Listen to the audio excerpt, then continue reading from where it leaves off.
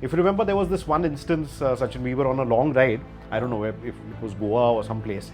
I was sweeping, and I think you were the lead. And I came out of the group and I was just checking on every rider. And while going back up, I saw one rider in the group who had his head tilted like this. Was he asleep?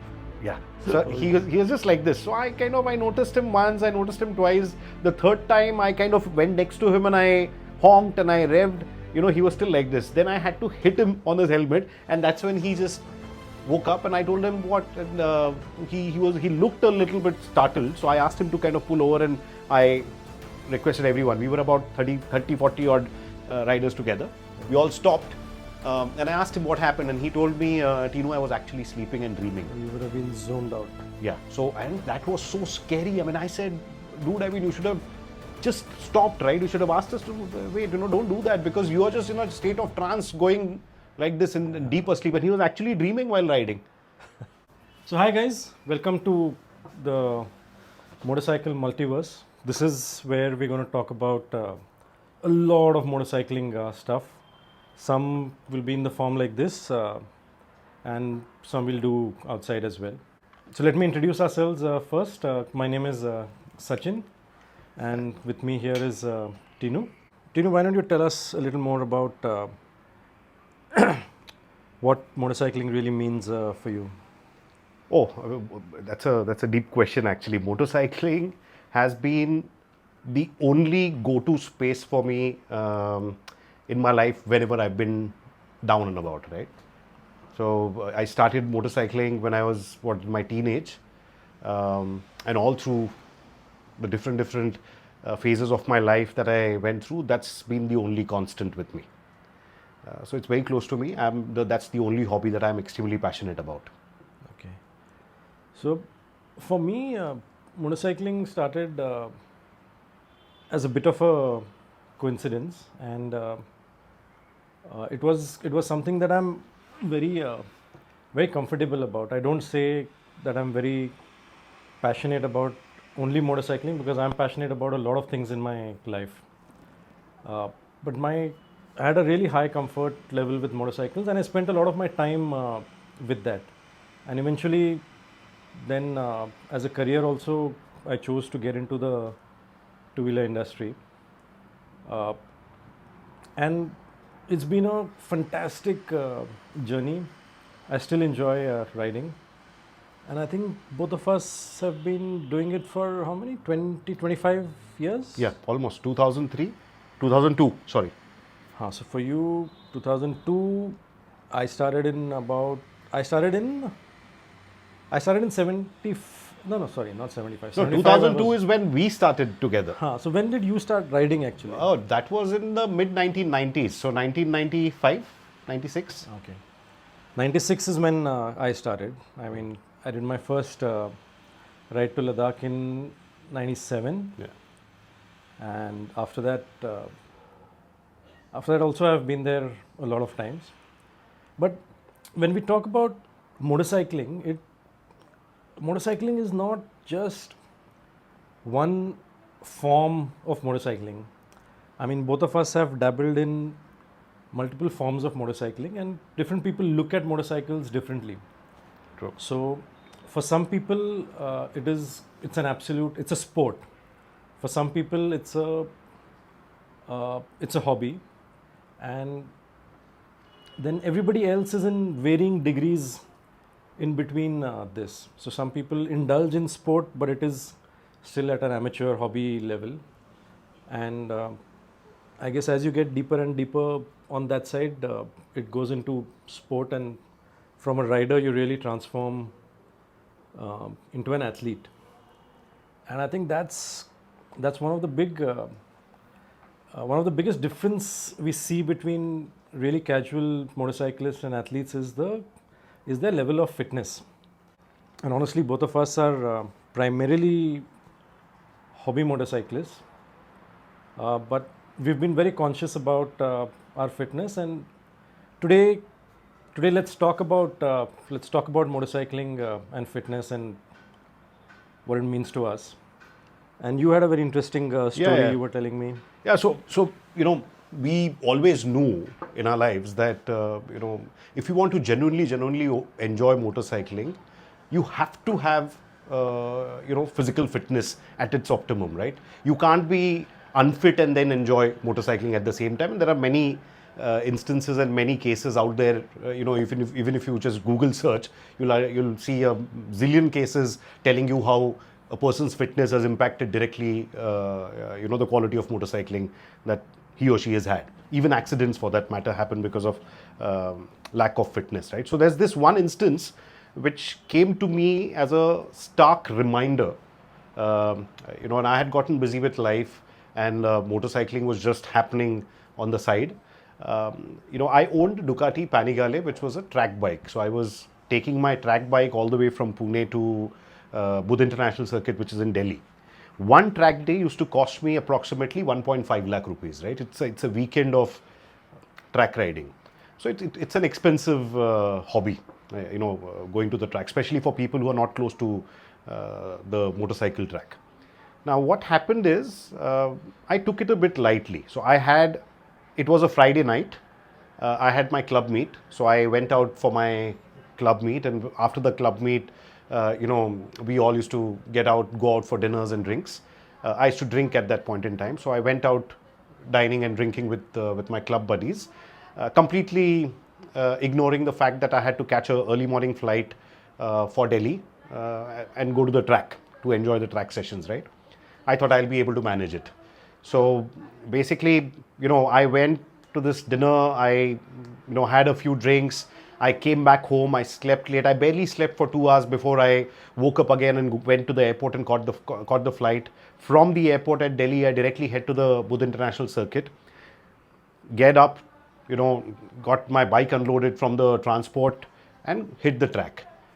Initial few sessions were okay, but then suddenly everything hit me, right? I was in my hot lap, and extremely focused on riding, and suddenly my concentration was completely haywire, right? I just couldn't concentrate. I was having difficulty in breathing. Everything was blurry. So I had to literally drop my pace down and look for an pit lane exit to come back to the pits. And I came back to the pit. In fact, there was somebody who was riding behind me and who got startled because I was in the race line and I suddenly had to slow down because I lost my complete concentration. So it was not good on my part. And when I came back to the pit and removed my helmet, my friends who were with me, they looked at me and they immediately asked me, "Are you okay?" Because my eyes were completely bloodshot. I was, like I said, I was having difficulty in breathing.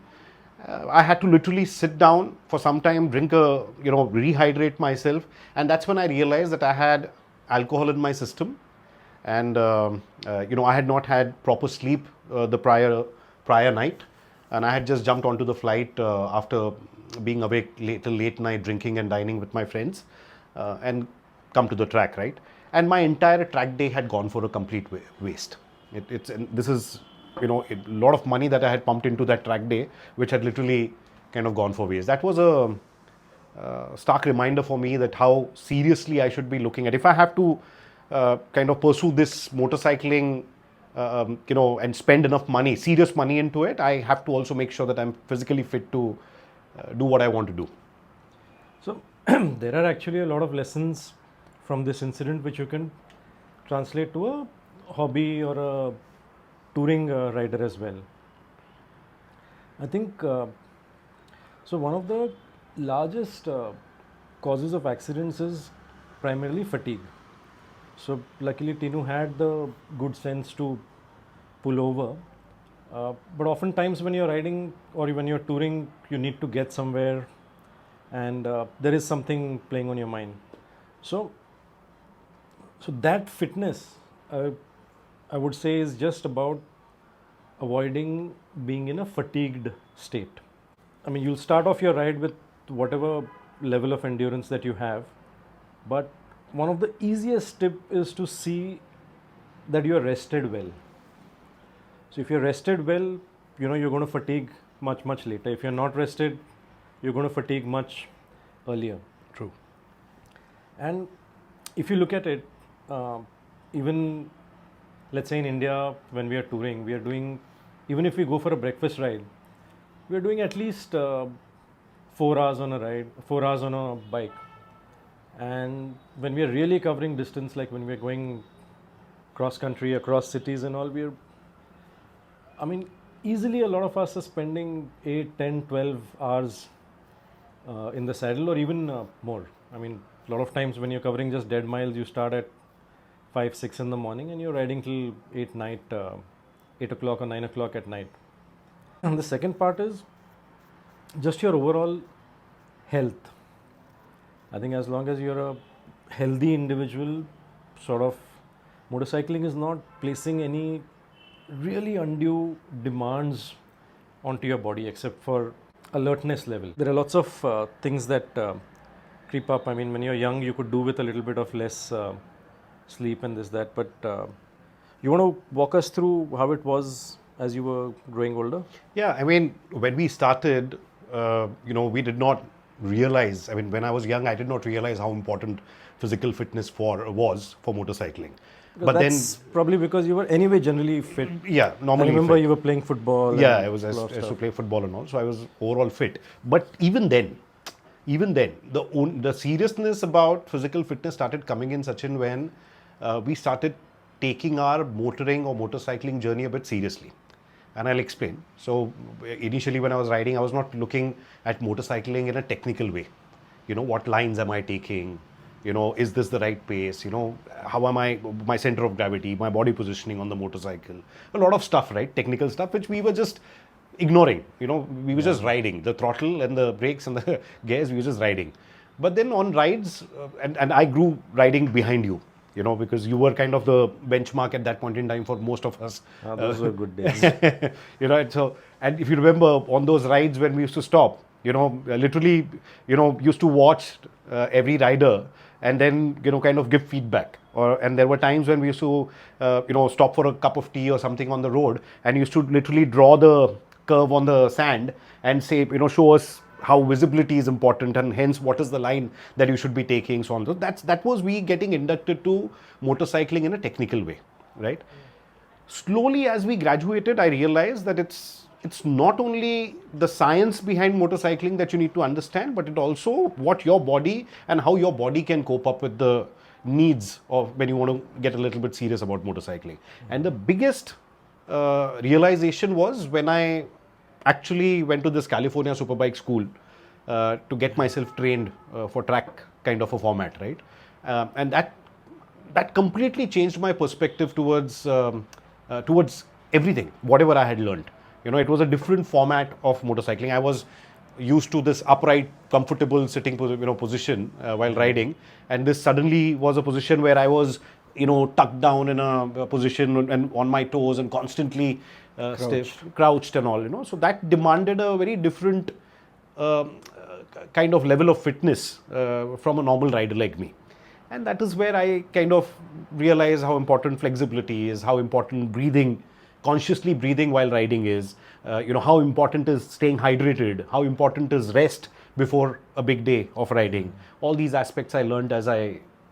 Like any other activity or sport, there will be sort of 3 elements of fitness that are involved. One is your overall health, any sort of previous injuries or things that you're dealing with or getting rectified. Second is building fitness for that specific form of motorcycling. So if it is motocross, it will be different. If it is track, it will be different. And if it's just touring, it will be different. The third part of this is compensatory fitness. So you're in a very in all forms of motorcycling, especially touring, you're on the bike for a very long time in one position. Now that sort of stretches certain muscles, it puts strain on other muscles, and if you keep on doing the same thing over and over again without allowing your body to really open up, if you're not doing anything else as a sport or as a physical activity, your body starts to get unbalanced. And to bring that balance back, then you'll need to do specific stuff to make sure that your body feels normal again. Out of these three uh, paths, I think for a touring rider, we should just look at being overall healthy. And the funny part in this also is that in certain situations, certain exercise will cause you to become stronger. And but if you don't start off with a decent level of fitness, those certain exercises will sort of cause trouble, pain, and then further serious injuries. So, so that's very important to understand when you start suffering from something, and it's better to catch it in the early phase than let it develop into anything more serious. And sooner or later, we will get a sort of a fitness expert to talk about these things on this channel here with Yeah. us. We are not, I mean, most of our learnings and evidence sort of things are anecdotal to us. They work for us, they might not necessarily work for you. But today, let's just talk about how you can be fit when you are on the bike, because I mean, you should remain energetic and active when you're on a ride or a long tour or something. You should not come back from a ride and totally fatigued and then need another vacation to recover from the vacation you just took. So, Yeah. so let's talk a little more about that. I mean, how do you approach your long rides or long tours in terms of being fit? So the b- Because simple you thumb can't, rule. you really can't exercise. You're in one position. Often sleep is sleep is less, food is oily, there's a lot of drinking and partying happening. So in that sort of a scenario, what do you do? A little bit of self discipline is, comes handy any day. Sachin, is what my experience is. And there is no alternative to better health or good health, and it does not happen overnight. I mean, it's not like before a ride you're going to, if you go to the gym and exercise a bit, you're going to be fit for the ride. That's not how it's going to work, right? You generally, like you said, you generally have to be fit, right? I have quit alcohol. It's been 3-4 years. I'm not going to give any gan about quit alcohol or quit. So I, by the way, quit smoking also 4-5 months back, and I've been clean, right? So I'm doing what I can do to make sure that I stay fit longer enough for me to enjoy this, enjoy motorcycling. And I think, like I said, if you're on a scenario where you are traveling, you're on a long ride, you have to put in discipline and make sure that you're not overdoing anything in any way. So that's actually that's absolutely correct. That's a good point. So I'm not as disciplined as Renu is, but then what I do is I follow a certain set of protocols which sort of uh, get me in the middle, and I have a good balance between having fun and still being active, because especially on multi-day rides you need to conserve your energy, because you're going to fatigue more the second day, the third day, the fourth day, the fifth day, and as it goes on. uh, and a lot of sometimes you can't sleep well, you don't know which room you're sleeping or what you're sleeping, you don't know which day is going to end up in a night ride. So you have to maintain your endurance level. So my first thing is hydration. So I always, in the morning, between I get up and between getting on my bike, I try and drink a lot of water during this time, because sometimes on the bike you forget. Sometimes when it's cold again, it goes off your mind. So my water intake in the beginning of the ride itself, I try and get it set.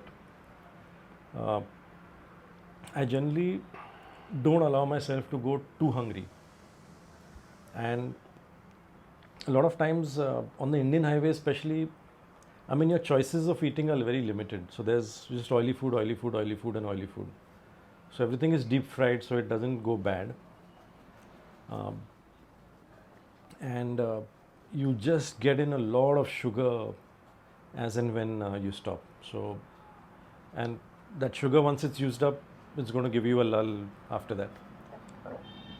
So that is something I try and avoid. Really, not very successful always, but yeah, sometimes I do. So I try and avoid these large intakes of sugar, and I try and avoid oily foods. If I'm staying someplace and all, then while going to the market or something, you get some fruits. So I've eaten cucumbers, tomatoes, and so when you fill yourself up with this kind of stuff, then it sort of keeps you away from a lot of the oily stuff. Yeah. Yeah. The other thing I do is I have dinner early. So that whole try and avoid that full snacking session altogether. So so diet's important. You don't want to. I mean, a lot of people go on rides and lose weight, but I have a tendency to go on rides and gain weight because my diet's. I mean, I'm eating more junk stuff outside the house, and I'm also drinking a couple of beers here and there, so that adds up. And nowadays, I've really started trying to get a little warmed up before starting the day. So, especially a little bit of yoga and stretching and all is really useful. And I've done it. I've done it in really small spaces, right next to the bed, or in the balcony, or in the parking lot, wherever. It does feel awkward, really, because especially if you're doing it, if you have a roommate, Yeah. suddenly watching you suddenly with start your- doing something, or you go to the parking lot and the hotel staff is wondering What are you this doing? guy is doing. So on the bike also, I it helps if you really consciously change your position from time to time, or take regular breaks. Yeah. Any other? Yeah, I mean, Stuff you- so if you, I don't know, I mean, you guys will be able to relate to this. When you are riding, you'll sometimes, in a group, you'll see some rider just suddenly standing up while cruising, but you stand up, and that's for blood circulation. But I do believe that, while you would want to munch miles, taking regular breaks, short breaks, regular breaks really do help. But also do make sure that on a break, don't kind of spread out everything and open up everything, and which is going to take more longer for you to wrap up and get back onto the road, right? It's a quick break, so keep it short and sweet, just for your blood circulation. If you remember, there was this one instance, Sachin, we were on a long ride. I don't know if it was Goa or someplace. I was sweeping, and I think you were the lead. And I came out of the group and I was just checking on every rider. And while going back up, I saw one rider in the group who had his head tilted like this. Was he asleep? Yeah. So he was just like this. So I noticed him once, I noticed him twice. The third time I kind of went next to him and I honked and I revved. He was still like this. Then I had to hit him on his helmet, and that's when he just woke up, and I told him what, and he looked a little bit startled. So I asked him to kind of pull over, and I requested everyone. We were about 40 odd riders together.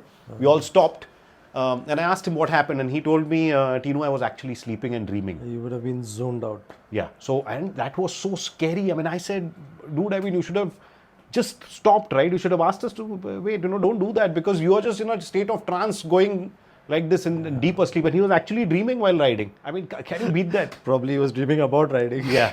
And on the same ride, or I think another ride, I remember when we had stopped for the dinner, you had said, okay, and this came to me like a pretty much a surprise, because typically in clubs and all, when you look at somebody who's, let's say, a mentor kind of a figure or whatever, you look up to that person and you think that guy is Superman, right? But it takes a lot of honesty in somebody, even if he or she is the leader of the group, to come and just put the foot down and say that, look, I'm not in the best of my shape right now, and I think we should take a break and stay back here.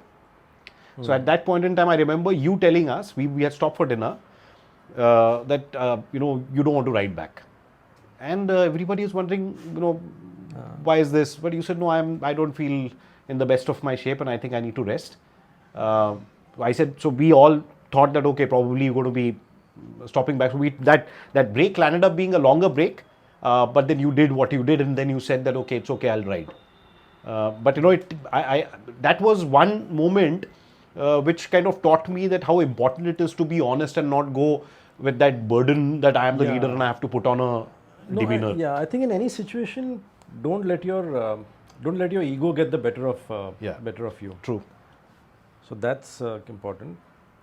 Apart from that, off the bike, I think Tinu, you're still playing football. Yeah, I do play weekly, football right? and cricket and Yeah. stuff. So uh, I go to the gym occasionally, and I also cycle a lot.